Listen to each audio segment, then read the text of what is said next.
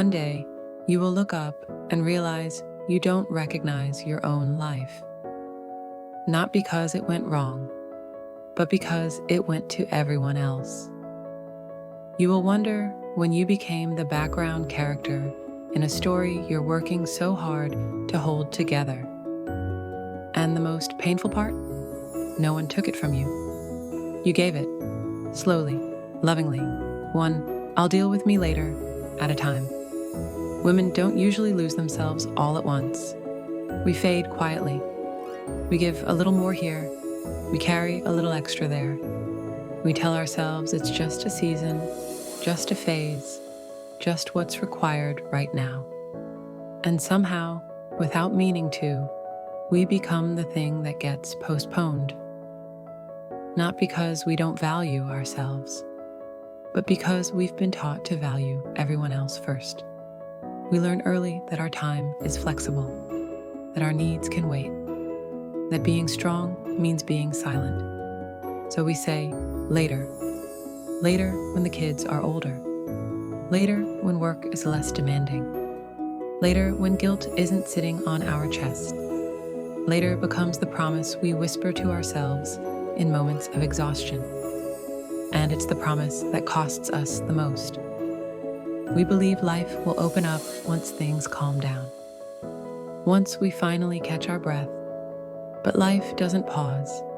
It keeps moving while we're busy being dependable. We get so good at holding everything together that no one notices when we're slowly falling apart inside, or when we quietly disappear from our own lives. Being capable doesn't protect us. Being successful doesn't save us. Being admired doesn't fill the space where we should be. You can do everything right and still feel empty. What hurts later isn't the mistakes. It's the parts of yourself you never allowed to exist. The dreams you called unrealistic. The rest you denied yourself. The joy you postponed because it felt selfish. We think there will be time.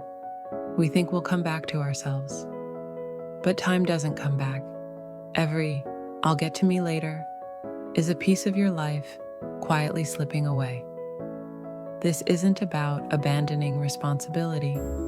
It's about remembering that you are not optional. Your needs are not an inconvenience. Your desires are not too much. Your life is not something to be lived after everyone else is okay. Ask yourself, gently, honestly, if everything stopped sooner than you expect, would you feel like you truly lived your life, or just supported everyone else's? If that question aches, it's not because you failed. It's because you're awake. You don't need to become someone new. You don't need permission. You don't need to do it all at once. You need to stop disappearing. When you remember that time is limited, something soft but powerful happens. You become more honest, more protective of your energy, less willing to sacrifice yourself for things that drain you. You begin choosing yourself without apology. You say no without over-explaining. You say yes to what lights you up, even if it's small. You stop waiting for the right moment. There will never be a perfect season. There will always be someone who needs you.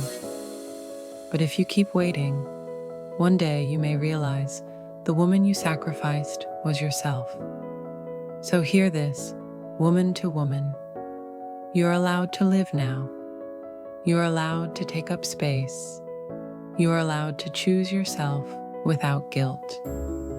Later is not guaranteed, and you deserve a life that includes you, not one that quietly erases you.